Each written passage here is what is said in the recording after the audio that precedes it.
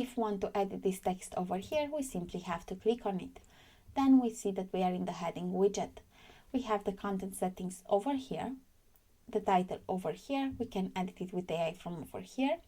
We can add a new URL over here. We can click on this wheel in order to open the URL in a new window. And we can also use dynamic tags.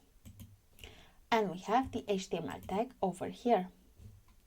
By going to style, we have the alignment. By going a bit to advanced and to it over here and set to full width 100%, so it's going to occupy all the space that it has available.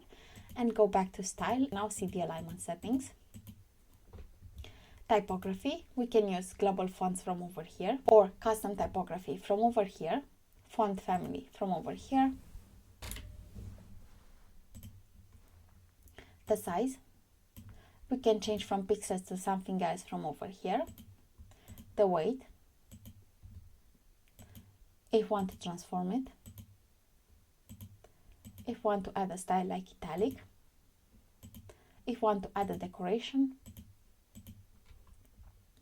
the line height, once again we can change from pixel to something else from over here, the letter spacing and the word spacing.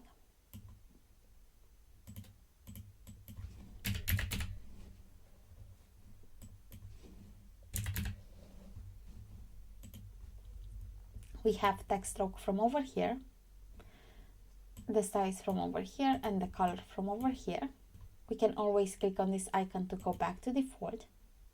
Text shadow, the color from over here, the opacity from over here,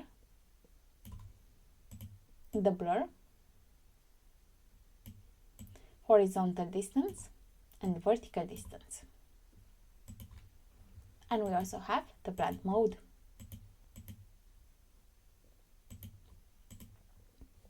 For the color, we have for the normal state from over here.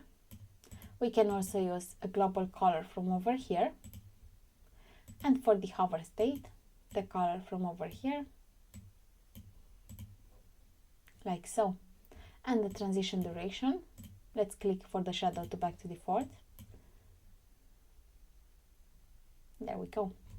And for the advanced, we can set margins and paddings and so on.